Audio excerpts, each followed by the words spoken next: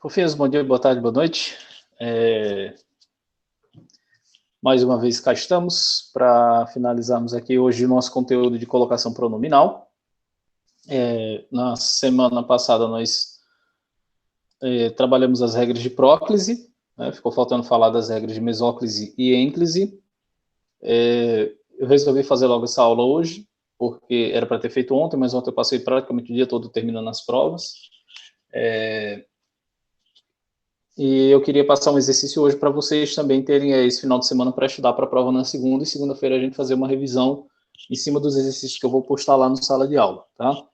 Eu demorei ontem realmente bastante para fazer as coisas, porque eu estava fazendo as provas e ao mesmo tempo estava fazendo um TD de revisão para as turmas, né? Para quando for na segunda-feira a gente fazer a aula de revisão em cima da resolução desse TD. Então, vou dar início aqui para a gente também não passar a manhã toda do sábado, né? Falando sobre colocação pronominal, e vocês terem tempo para poder estudar em casa e resolver os exercícios, beleza? Então, olha só retomando aqui o que nós falamos na aula passada, é preciso que a gente relembre que colocação pronominal, primeiro, é uma questão de eufonia, né? Então é uma questão da boa pronúncia, da melhor maneira de pronunciarmos, de fazermos o posicionamento dos pronomes oblíquos dentro da construção da oração, levando em consideração que esses pronomes oblíquos estão funcionando como objetos do verbo, né? Podem ser objetos diretos ou objetos indiretos, coisa que eu acredito que a gente fala hoje aqui, e que, embora existam 3 regras específicas para a colocação pronominal na língua portuguesa, especialmente falada no Brasil, nós primamos pela colocação do pronome antes do verbo, né, que é o que nós chamamos de próclise, que nós conversamos na semana passada. E a explicação que eu tenho encontrado nos manuais, né, nas apostilas, nas gramáticas, é basicamente a simplicidade da colocação, né, do ponto de vista do domínio da norma padrão. Então, é muito mais fácil você fazer a colocação de próclise do que fazer uso da próclise do que da ênclise ou da mesóclise. Tanto que a mesóclise está em vias de extinção, não sou eu que falo, são os gramáticos que falam, e ela está se limitando a meios linguísticos muito específicos, né? E até mesmo na modalidade escrita da língua, ela tem se tornado escassa, né? Ou tem sido... Mando sim, Lone. Ela tem sido colocada de escanteio, né, em relação à próclise e à ênclise. A tendência é que em alguns anos, não sei quantos, a gente simplesmente não tenha mais obrigação de fazer colocação mesoclítica, tá? E aí, só para relembrar, né, nós estamos falando desses pronomes oblíquos aqui, quando falamos de pronomes oblíquos, pessoais oblíquos, para fazer a colocação pronominal. Lembrando que nós não podemos fazer uso dos pronomes pessoais retos como objetos de verbos, né? Por exemplo, comprei uma casa, comprei ela. Essa colocação do ponto de vista da norma padrão está incorreta. Então, nós devemos fazer uso de um pronome que corresponda, né, à função desse objeto, de objeto direto ou indireto. Então, ou a comprei, né, seria o mais correto. Então, é importante lembrar que esses aqui são os pronomes, porque existem outros pronomes oblíquos, só que eles não são átonos, eles são tônicos, e aí a colocação deles é diferente daquilo que a gente está estudando aqui. E aí nós falamos das regras de colocação pronominal, especificamente da próclise, né? Eu vou só resumir tudo o que eu disse aqui em, acho que 2 situações. A primeira delas, não se usa próclise em início de frase, ou após sinal de pontuação, né, como uma vírgula, um ponto final, uma exclamação, uma interrogação. Por exemplo, quando você está dentro de um parágrafo, né, você não deve fazer uso após o sinal de pontuação. E a segunda colocação que eu quero fazer aqui, o segundo apontamento que eu quero fazer na dúvida não, né? Mas a próclise prevalece sobre as demais formas de colocação. Então, sempre que houver uma situação em que você tem um conflito entre, por exemplo, a próclise e a mesóclise, a próclise sempre ganha. Se você tem uma situação em que você tem conflito entre próclise e ênclise, a próclise sempre ganha. Salvo a situação dela estar no início de frase ou após sinal de pontuação, certo?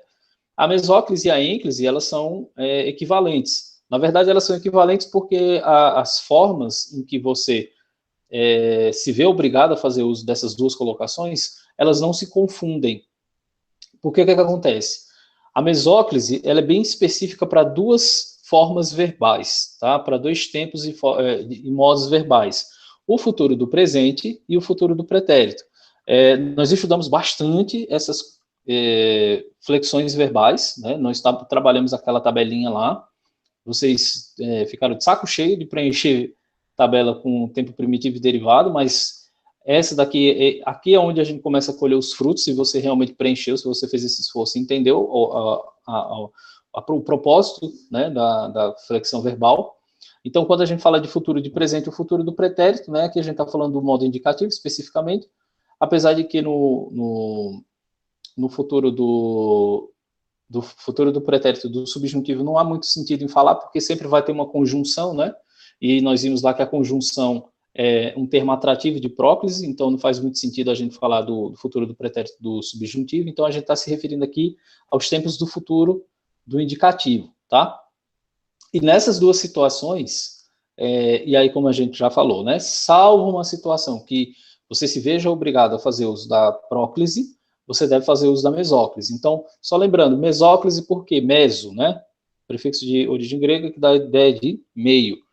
Então, você coloca esse pronome oblíquo no meio do verbo. Mas nunca fez muito sentido para mim, Rodolfo, essa ideia de meio de verbo. Eu vou colocar no chat aí, mas para quem vai assistir depois vai ver a flexão que eu estou fazendo aqui. Se você pega o verbo entregar, né, que é o entregar-te aí, essa colocação do primeiro exemplo, nós conseguimos quebrá-lo em duas partes. Porque o que acontece? Nós vimos lá que para você formar os tempos derivados, né, futuro do presente e futuro do pretérito, como é que você monta? Você pega o infinitivo do verbo e acrescenta a desinência, né? Então, nesse caso, o entregar-te-ei nada mais é do que o verbo entregar, mais o sufixo, a desinência verbal ei, certo? Então, quando você faz uma colocação mesoclítica, no futuro do presente ou no futuro do pretérito, para fazer essa separação, não é tão complicado. Por quê? Porque nas duas formas, nos dois tempos e modos verbais aqui que nós estamos estudando, você tem o infinitivo do verbo.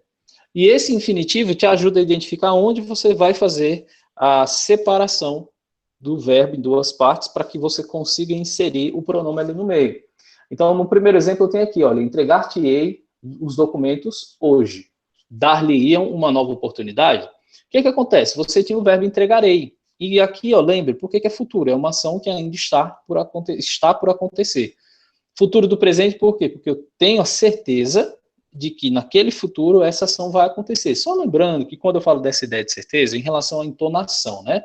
Então, por isso que eu falei lá nas aulas relacionadas a tempos e modos verbais, que o modo verbal nada mais é do que a entonação do verbo no sentido de a ideia de certeza, a ideia de dúvida, a ideia de ordem, de pedido, de súplica e tudo mais. Então, quando a gente fala de futuro do presente e a gente tem certeza da ação, é no sentido do momento em que eu falo, né, no momento em que eu faço essa flexão verbal, eu tenho certeza que aquela ação descrita por aquele verbo vai acontecer. Ela pode não acontecer? Pode não acontecer, mas eu tenho a convicção de que ela vai acontecer. Tá? No momento que eu passo a não ter essa convicção, ou seja, se aparece a ideia da dúvida, aí eu vou sair do modo indicativo e vou passar para o modo subjuntivo, tá bom? Então, nessas duas situações, a primeira coisa que ajuda vocês a identificarem uma situação de mesóclise é a certeza nessas ações que ainda estão por acontecer. No caso do futuro do presente, a ação de certeza de que a ação vai acontecer, né? E no caso do futuro do pretérito, a certeza que a ação não vai acontecer. De todas as formas, eu tenho uma percepção aqui de um fato futuro certo. E quando você faz a flexão desses verbos nesses dois modos, como eu disse, você faz a separação do verbo em duas partes. Então, entregar-te-ei nada mais é do que o infinitivo do verbo entregar, né? Tá aqui, ó, entregar, com a desinência de primeira pessoa do singular. Entregarei, eu entregarei. E aí, quando eu faço a colocação da mesóclise, nada mais é o processo, né? O resultado do processo de separar esse verbo aqui, a parte de infinitivo, da desinência verbal dele, de primeira pessoa do singular, do futuro do presente, e inserir o pronome ali no meio, tá? No caso da mesóclise, é sempre mais simples de você conseguir identificá-la comparado às outras formas, apesar de que não tem nada de complicado nisso, mas ela não tem como você errar, porque sempre você vai ter esses hífens aqui, olha, fazendo essa marcação, separando, né, indicando ali que ele está entre o verbo, né, ele está fazendo ali essa divisão do verbo. Você sempre vai ter esses dois hífens aqui na mesóclise, tá? Então, tanto aqui numa forma de entregar, né, no futuro do presente, como aqui dar-lhe-iam, né, ou dariam, e aí você faz a colocação dessa forma, você tem os verbos quebrados em duas partes, o infinitivo e a desinência, tá? Nesse caso aqui do entregaria, certeza de que acontecerá, certeza, ou nesse caso aqui eu tenho uma certa incerteza, né? Daria uma nova oportunidade. A gente falou dessa questão lá só para abrir um parênteses aqui, né? Dessa questão da semântica das flexões verbais, porque dariam dá a ideia de que as pessoas poderiam dar, mas não vão dar mais, né? Então eu tenho certeza de que não vai acontecer. Só que se você faz a leitura do contexto, está muito mais para uma dúvida, né, do que necessariamente para uma certeza. Mas entenda que a gente estudou a flexão dos verbos, nós vimos as desinências verbais, nós vimos lá os tempos primitivos e derivados, e pela flexão do verbo dariam, nós sabemos que esse verbo encontra-se flexionado no futuro do pretérito do modo indicativo, tá bom? É importante você conseguir perceber a semântica da construção? Com certeza, ela ajuda bastante. Nesse caso aqui, eu não tenho dúvida em relação a essa ideia de futuro e de presente. Aqui, se você faz uma leitura mais atenta, você percebe que existe sim uma ideia de dúvida, né? Dar-lhe uma nova chance, né? Como se eu estivesse fazendo um pedido, mas eu não tenho muita certeza do resultado desse pedido, né? Se ele vai ser atendido ou não. Mas a forma flexionada do verbo é uma forma de futuro do pretérito do indicativo, beleza? Então tem que tomar cuidado com isso. Então, nessas situações, basta você colocar o pronome oblíquo no meio do verbo e aí você resolveu o seu problema, tá bom? Observações que são necessárias aí. Primeira delas, que foi uma das situações que eu falei antes de começar a falar da mesóclise. Na possibilidade ou na existência de uma situação em que você deva fazer uso de próclise, a próclise sempre tem prevalência, tá? Então, por exemplo, não te entregarei os documentos hoje, essa colocação aqui desse pronome antes do verbo, ou seja, essa próclise, acontece não porque esse verbo não permita uma colocação de mesóclise. Pelo contrário, entregarei uma ação certa no futuro. Futuro do presente, no caso, do modo indicativo. Mas por que esse pronome, então, Rodolfo, não vai ficar aqui? Entregar-te-ei os documentos hoje. Por que eu não posso colocar dessa forma? Porque aqui você tem um advérbio de negação, ou uma palavra negativa, se você prefere assim. Você tem uma palavra negativa, e essa palavra negativa nós vimos que é uma das palavras que tem o caráter de atrativo dos pronomes oblíquos, né? Então, nesse caso, o que aconteceu? Eu tive um conflito entre a próclise e a mesóclise. Eu tive um conflito de regras de colocação pronominal. Como o conflito acontece entre próclise e mesóclise, ou se acontecesse entre próclise e ênclise era a mesma coisa, você necessariamente deve primar pela colocação proclítica, tá certo? Então, não te entregarei os documentos hoje. Essa é a colocação correta do ponto de vista da norma padrão, tá bom? Eu lembro que, na época da faculdade, alguns colegas meus aprendiam a fazer uso da mesóclise e usavam em situações como essa aqui, que do ponto de vista da gramática não é correto, né? Viu o verbo no infinitivo, é mesóclise, não importava exatamente qual era a situação em que aquele verbo no futuro do presente ou do pretérito se encontrava, né? Então, por exemplo, numa situação como essa aqui, ele tascava ali a mesóclise, ficava não entregar-te os documentos hoje, né? Porque fica aquela coisa pomposa, né? E do ponto de vista da norma padrão está incorreto, tá bom? Então, tem próclise, prevalência da próclise, beleza? Outra coisa, se o verbo não iniciar a oração, a mesóclise é opcional. O que está acontecendo aqui? Ela está se tornando opcional porque, na verdade, a gente não usa mais.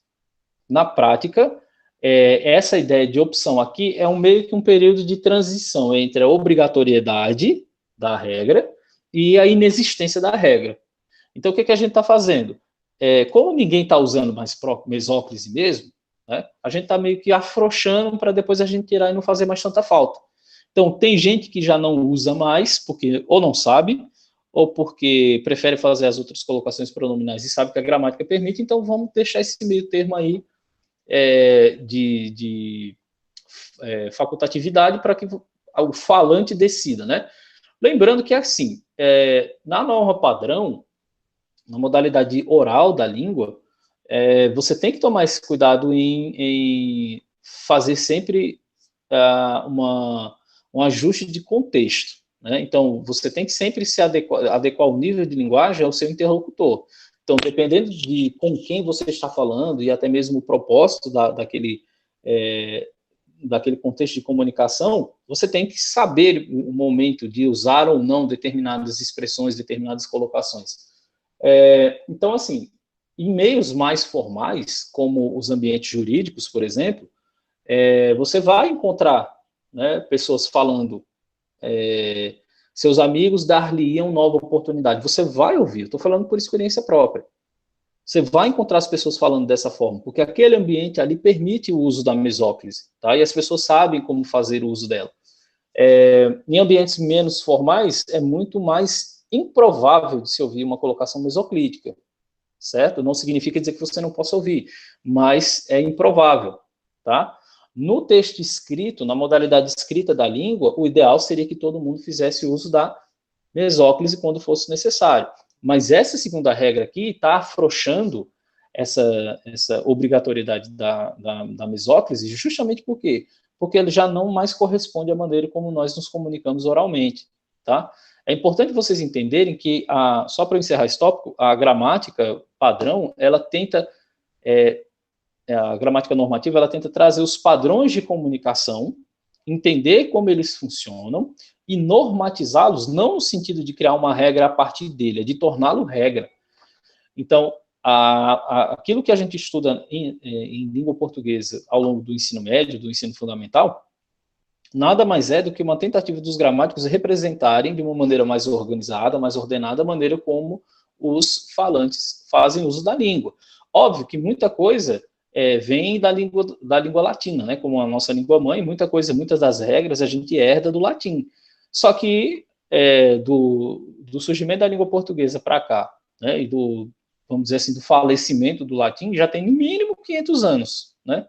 No mínimo 500 anos. Então, muita coisa mudou de lá para cá, a maneira como a gente convive, os nossos hábitos sociais, culturais e tudo mais. Enfim, a sociedade não é mais a mesma, consequentemente a língua também não é. Então, essa liberdade que você tem de fazer ou não uso da mesóclise em situações que o verbo não está iniciando a frase, é uma tentativa de ajudar nesse período de transição até o momento que a gente vai dizer assim, não existe mais mesóclise na língua portuguesa. Tá bom? Fofos, até esse ponto aí tá de boa. Estou falando muito rápido, muito devagar, tá tranquilo? Tá dando para entender?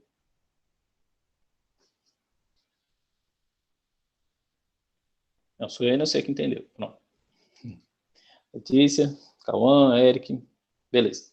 Então vamos lá. Dito isto, passemos para a ênclise. Olha só. O uso da ênclise, assim como o uso da mesóclise, ele também depende das formas que você encontra do verbo, tá? No caso da ênclise, você ainda vai encontrar ela com muito mais frequência, vai encontrar ela com mais facilidade na língua, tanto oral como escrita, porque ela não caiu em desuso ainda. E eu acho que o principal fator para isso, eu já devo ter lido isso em algum lugar. Quando eu digo eu acho, é porque eu li em algum lugar. Mas eu acredito que o principal fator que explica a ênclise continuar tão forte quanto a próclise, talvez não mais forte, mas tão forte quanto, mais do que em comparação à mesóclise, é porque ela é tão fácil de falar como a próclise é. Então, não é tão complicado eu falar entregou-me. Agora, entregar-me-á né? Então, do ponto de vista da comunicação verbal oral, a mesóclise é complicada de se construir, né? E aí a gente tem que entender vários fatores. Nós vivemos em um país cuja educação é sempre uma das últimas do mundo, né? Então a gente tem problemas sérios de educação e isso não escapa à língua, tá? ou disso a língua não escapa. Então, necessariamente, as pessoas tendem a se desviar da norma padrão porque simplesmente não conhecem, não é por má vontade, não é por burrice, não é por achar que a sua forma de comunicação oral já é suficiente, não, é só única e simplesmente porque ela não tem conhecimento disso.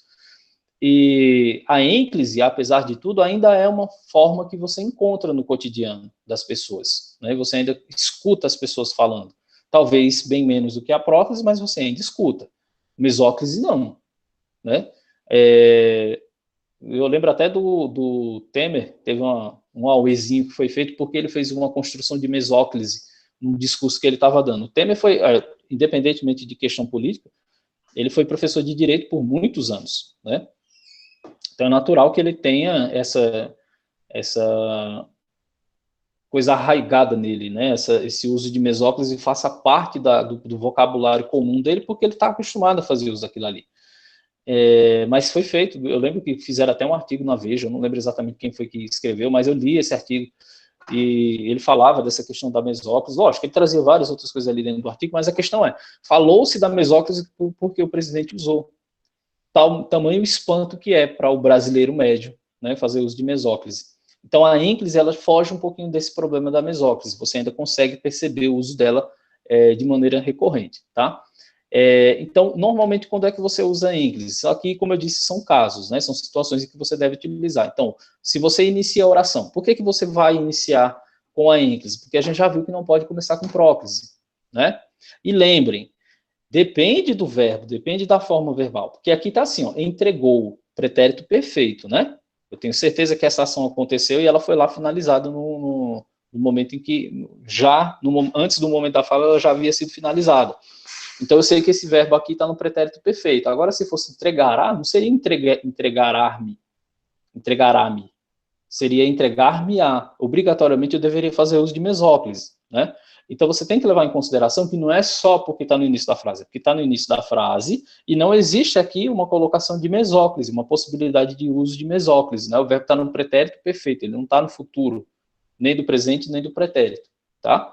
Então, entregou-me os documentos hoje, essa colocação aqui, ela faz com que você obrigatoriamente faça uso da ênclise. E lembrando, assim como a mesóclise, você tem o hífen fazendo a separação do pronome oblíquo da forma verbal, tá? Que na verdade não é bem separação, na verdade ele está unindo, né? Mas você tem esse hífen aqui marcando, te ajudando a compreender ali o que é o verbo e o que é o pronome, beleza? Se você tem verbos no imperativo, no afirmativo especificamente, você também deve fazer uso da ênclise. Rodolfo, por que não no imperativo negativo? Porque o imperativo negativo tem um não, tem a palavra negativa, e a gente sabe que a palavra negativa é atrativa de próclise, né? Então, quando você tem um imperativo afirmativo, você deve fazer uso de ênclise também. Então, por favor, diga-nos o que aconteceu. É óbvio e sou estranho. Rodolfo, mas eu não digo diga-nos, eu digo nos diga, né? E eu vou dizer de novo, se for única e exclusivamente no contexto da comunicação oral, não tem problema, tá? Não há por que você se preocupar com isso. Agora, qual é a nossa maior preocupação? É que você transcreva situações sabidamente de ênclise como uma próclise no texto escrito, na modalidade escrita. Você vai perder ponto lá na primeira competência do Enem, porque você não está demonstrando total domínio da norma padrão, da norma culta da língua portuguesa, tá certo? Então, quando eu digo diga-nos, eu sou obrigado a fazer essa colocação aqui. Tá certo? O verbo está no imperativo, e aí eu faço essa colocação. Tranquilo até aqui? Adiante. Acho que tem mais alguma coisa aqui. São só os exemplos. É isso mesmo. Então, olha só. Se o verbo iniciar a oração estiver no futuro, você deve usar a mesóclise, que foi o que eu já falei, né? Tomar cuidado com essa questão de fazer uso da mesóclise, da ênclise, quando na verdade você deveria fazer da mesóclise, tá? Tem esse texto aqui do Oswald de Andrade. Quando foi que eu falei isso aqui? Eu falei sexta-feira com os meninos no curso de redação. Na aula de redação do 9º ano, eu estava falando sobre poemas e trouxe esse poema para eles aqui, né? Porque o Oswald de Andrade, ele fez um poema lá no início do século passado, trabalhando justamente essa questão de como nós, brasileiros, nos distanciamos da norma padrão, mas isso não impede a gente de se comunicar, né? Não nos impede de nos comunicarmos. Então, quando ele diz assim, olha, o nome o título do poema, inclusive, é Pronominais, né? Ele diz assim, ó, dê-me um cigarro, diz a gramática do professor e do aluno e do mulato sabido. Mas o bom negro e o bom branco da nação brasileira dizem todos os dias, deixa disso, camarada, me dá um cigarro. Então, esse me dá um cigarro e esse dê-me um cigarro, eles são construções dentro da língua, que do ponto de vista da semântica dizem exatamente a mesma coisa, mas do ponto de vista da construção sintática, morfológica aqui, são completamente diferentes, né? Por que é uma questão de sintaxe? Porque a sintaxe exige que você faça uso aqui de uma ênclise, né?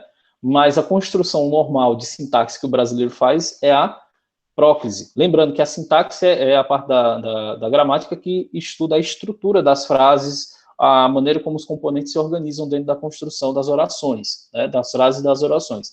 Então, aqui, olha, essa é a maneira que nós normalmente utilizamos para nos comunicarmos, e não tem o menor problema, quando se limita única e exclusivamente à construção do discurso dentro da modalidade oral da língua, tá? Dentro da modalidade escrita, e eu vou lembrá-los mais uma vez, é assim, olha, vocês ainda não são pessoas que estão no mercado de trabalho ou que trabalham, como é que eu posso dizer, que já tem uma relevância no mercado suficiente para as pessoas deixarem passar os problemas de ortografia, de ortofonia, seja lá o que for, né, os problemas relacionados ao uso da língua que você possa apresentar, né, porque a sua outra parte do trabalho se sobressai ao seu domínio da norma padrão.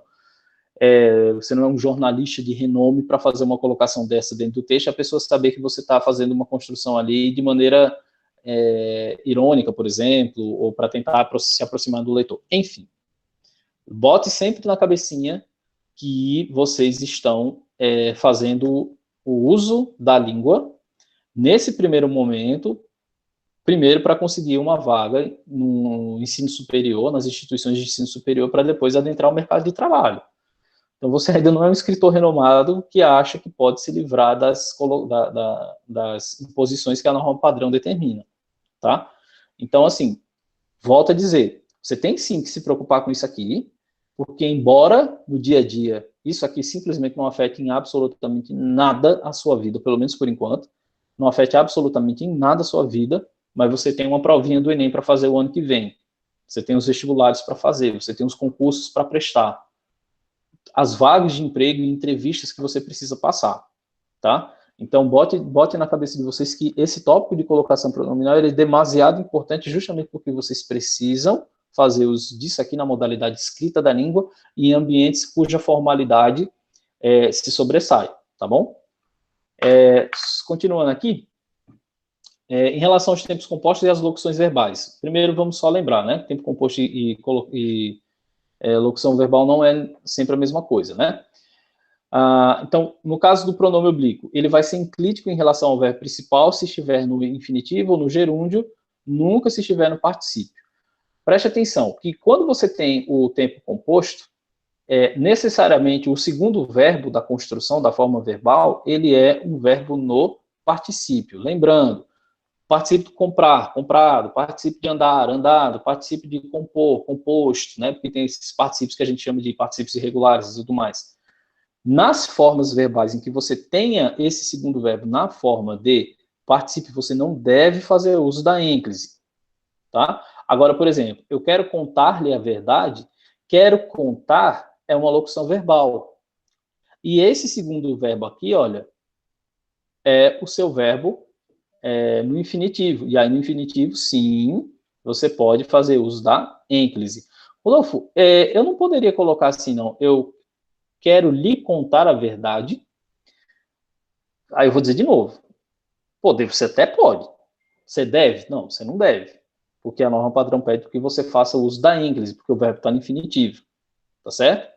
Então, o ideal é que você faça uso da ênclise, não da próclise. Mas, Rodolfo, todo mundo diz assim, eu quero te contar uma coisa. Na verdade, não usa nem o li, né? Usa o ti. Tudo bem que o ti está certo, né? Porque quando você está falando com a pessoa, né? Quando você diz assim, eu quero contar-lhe a verdade, lembre que o lhe é de terceira pessoa, então eu quero contar a ele, né? Seria se nós fizéssemos essa construção com o pronome pessoal reto. Então, eu quero contar a ele, então eu vou contar uma terceira pessoa, não é para você que eu vou contar. Então, uso de ênclise se o verbo está no infinitivo ou no gerúndio, tá certo? Gerúndio, lembrando, contando, brincando, sonhando, pulando, sorrindo, saindo, sofrendo, morrendo, por aí vai, tá? Uso de próclise ou ênclise em relação ao verbo auxiliar. Nesse contexto aqui, são as situações em que você pode fazer ou não. Normalmente, você pode fazer essa construção na modalidade oral. Vou dizer de novo, na modalidade escrita, dá-se preferência pela ênclise, certo? Então, eu lhe quero contar a verdade, eu quero lhe contar a verdade. Essas construções, elas até aparecem, elas são têm até um caráter, até um tanto erudito, mas a construção que a gente prefere é a ênclise, beleza? E a mesóclise se o verbo auxiliar estiver no futuro do presente ou futuro do pretérito, porque aí você necessariamente já era obrigado a fazer isso, né? Ter-lhe-ia contado a verdade se soubesse, né? Teria lhe contado a verdade, como a gente faria, né? Só que aí você não pode fazer teria lhe contado, colocando lhe antes do verbo contar, né, no particípio, porque você tem o verbo aqui no infinitivo, no futuro do presente, no futuro do pretérito, nesse caso. E aí ela pede, obriga, na verdade, né, você a fazer uso da mesóclise. Tá bom? Fofos, era só isso. Tem dúvida até aí? Sim ou não? Tá de boas? Alguma pergunta? Alguma dúvida? Tranquilo? Pois beleza. Então, assim, era realmente para a gente poder terminar esse conteúdo. Vocês vão ficar aí, por favor, anotem a atividade. Eu vou liberar lá depois no sala de aula para vocês mandarem, né, para poder dar os décimos. Deixa eu só abrir minha apostila aqui, eu achei que estava aberto. Ah, sim, uma coisa que eu queria mostrar antes de encerrar a aula. Espera aí, viu? Deixa eu fechar essa apresentação. Ah, que legal, eu fiquei com duas câmeras. Ah, voltou normal. Uma coisa que eu falei... Deixa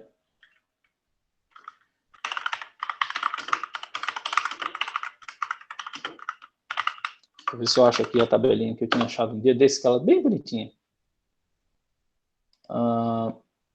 Sim, enquanto isso eu vou abrindo aqui. Aqui, pronto. Eu vou abrir aqui o site o Brasil Escola, só para mostrar para vocês que a tabelinha dele já tá feita. Aqui.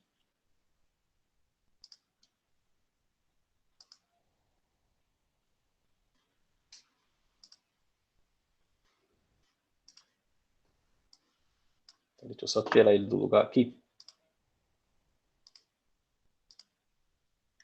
Pronto.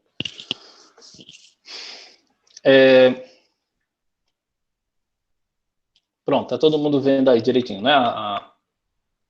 O site.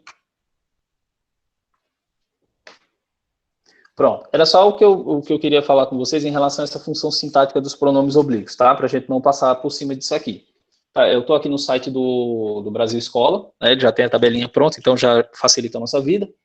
Tem aqui essa tabelinha, né? Com a composição dos pronomes pessoais e a equivalência entre eles. Então é importante depois vocês darem uma olhada aqui. Eu vou colocar o link aqui no chat. E aí, se vocês depois quiserem dar uma olhada, vocês já deixam salvos aí no histórico de vocês, para dar uma olhadinha depois. Olha só, você tem a equivalência, né, entre os pronomes pessoais. Como eu disse, nós vamos ficar apenas com os pronomes oblíquos átonos, né, que por uma questão de eufonia, eles precisam de uma proximidade com uma sílaba tônica, né, porque existem os pronomes oblíquos tônicos que por si só já têm força de pronúncia. Então, mim, comigo, ti, consigo, se, consigo, por aí vai, já tem essa força na pronúncia de maneira autônoma. Então, eu não preciso fazer a junção dele com uma sílaba tônica de uma outra palavra, tá certo? Dá uma olhadinha depois nisso aqui, principalmente nessas duas primeiras colunas, que é o que você, de fato, precisa saber. O que eu queria falar aqui é essa questão das funções do objeto, do pronome. Porque, lembra, a gente está falando de colocação pronominal, por quê? Porque você não pode fazer uso de um pronome pessoal reto como objeto do verbo. Então, por exemplo, ao invés, eu não posso dizer assim, eu comprei uma casa, eu comprei ela. né? Eu tenho que fazer uso do pronome oblíquo correspondente. Só que você tem que observar que pronome oblíquo é esse que você deve fazer uso, tá certo? Então, veja só, aqui, e aí eu vou chamar, esqueça essa questão do sujeito acusativo, que a gente mal trabalha com isso aqui mais. Mas essas duas primeiras situações aqui, porque não, é só uma foto, não tem como selecionar aqui. Mas olha só, essas duas primeiras situações aqui são as que de fato interessam para vocês. O que eu vou destacar? Perceba que o pronome de primeira pessoa do singular, segunda pessoa do singular, primeira do plural e terceira do plural, eles aparecem nas duas situações, concordam? O que isso quer dizer? Que o mi, o ti, o si e o nos, independentemente do verbo ser um verbo transitivo direto ou indireto, se você estiver fazendo referência à primeira, segunda pessoa do singular ou do plural, você pode usar o mi e o ti sem o menor problema. Tá? Ele tanto vai funcionar como objeto direto, como ele também vai funcionar como objeto indireto. Tranquilo? O que eu chamo a atenção aqui nessa tabela é o caso aqui, ó, do lhe e do lhes. Perceba que ele não aparece aqui em cima, e daqui de cima para cá, olha, o e o a, que correspondem à terceira pessoa do singular, né? E o os e o as, que correspondem à terceira pessoa do plural, também não aparecem aqui embaixo. Por quê? Porque esses pronomes aqui têm funções específicas. Então, o, a, os, as, sempre vão se referir à terceira pessoa. Só que quando você estiver utilizando essa terceira pessoa como objeto direto. Então, quando você diz que comprou a casa, você não vai dizer eu lhe comprei. Você vai dizer eu a comprei, porque esse a, que é no sentido dela, né? Eu comprei ela, eu comprei a casa. Esse a aqui, olha, vai funcionar como objeto direto, porque o verbo comprar é um verbo transitivo direto, tá certo? Então, se você precisa fazer uso da terceira pessoa, e essa terceira pessoa, o verbo, né, o termo regente, ele é um verbo transitivo direto, então você usa ou o, né, para o masculino, ou a para o feminino, tá bom? Esse o e esse a só podem funcionar como objetos diretos, certo? No caso do lhe ou do lhes, né, que é o singular e plural, você sempre vai utilizar como objeto indireto. Então, por exemplo, eu pedi para ele vir até a minha casa. Você não vai dizer para ele, porque você estaria usando o verbo, o pronome pessoal reto como objeto do verbo. Não pode.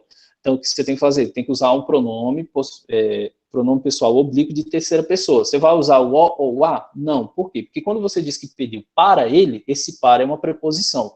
Então, significa dizer que o verbo, para ligar-se ao seu termo regido, ao seu objeto, precisa de uma preposição. Então, o verbo é transitivo indireto. Então, necessariamente, você vai precisar de um objeto que seja um objeto indireto. E o pronome que você escolher, nesse caso específico, para a terceira pessoa, tem que ser um pronome que possa funcionar como objeto indireto. Então, necessariamente, vai ter que ser o lhe. Então, pedi-lhe, né? Ou eu lhe pedi, se você fizer uma construção com um pronome, o sujeito, né, no caso, explícito, e aí você necessariamente vai ter que fazer o uso do lhe. Por que o lhe? Porque ele vai estar funcionando como objeto indireto, tá bom? Se ele estivesse funcionando como objeto direto, aí você usaria o ou a. Nos outros casos, ó, até o si que aparece aqui, né, que é incomum, um tanto incomum, porque na verdade ele funciona como partícula passivadora, né, mas eu não vou nem entrar nesse tópico de novo, mas lembra dessa relação aqui, tranquilo? Era isso. Fofinhos, até aí de boa. Deu para compreender essa questão aqui de quando usar o lhe, quando usar o o, quando usar o a, porque, como eu disse, os demais você usa indiscriminadamente, né? Tanto faz ser objeto direto ou indireto. A questão aqui é só o o e o a, que só pode funcionar como objeto direto, e o lhe, que só pode funcionar como objeto indireto. Pronto, então beleza. Ó, fica aí para vocês fazerem. Deixa eu só abrir aqui a apostila.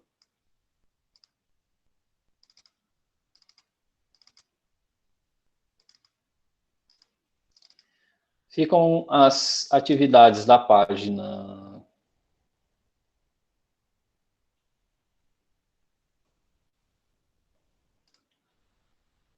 Poxa, só um minuto que o meu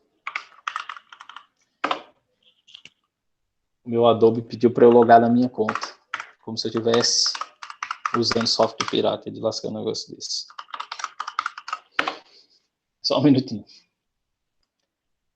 Fofinhos, no mais, alguma dúvida, alguma outra pergunta?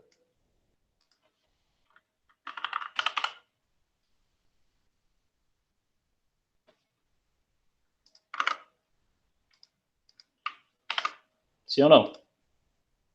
Tá, Mac. Eu sei que eu não devo... Eu sei que eu não devo perguntar o que é esse Mac, mas tudo bem.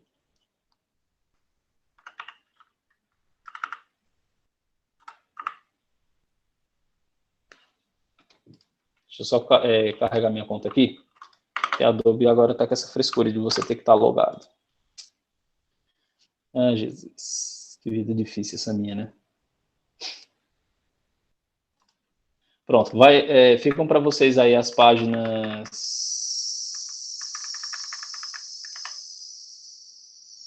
Isso aqui. Da página 48...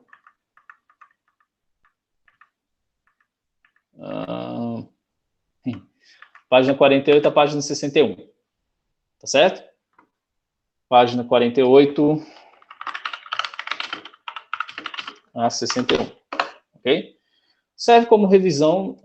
Tem muito exercício de marcar de questão objetiva. Né? Então, não é tanta coisa assim. Tem muito conteúdo no meio. Por isso que eu estou passando sem dar página, né? Porque ele não é tudo exercício. Mas aí já ajuda vocês a darem uma revisada. Esse aí eu vou postar lá no sala de aula, tá? Para que vocês me deem o retorno para que eu possa dar a pontuação de vocês. O que eu quero que vocês façam também, aí eu vou marcar aqui, deixa eu só abrir aqui. Não sei porque eu esqueci de deixar esse negócio aberto. Caderno de atividades, produção 6... Deixa eu ver isso aqui. Ó, eu quero que vocês façam lá no caderno de atividades as atividades da página 12 a 14, tá? Esse da 12 a 14 eu vou usar para nós fazermos a nossa revisão na segunda-feira, certo? Então, o caderno de atividades...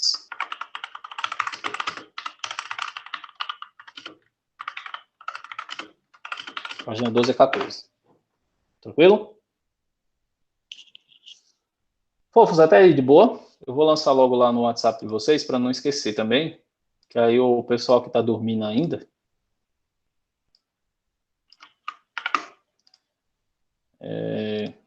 não reclama depois, que eu não sabia.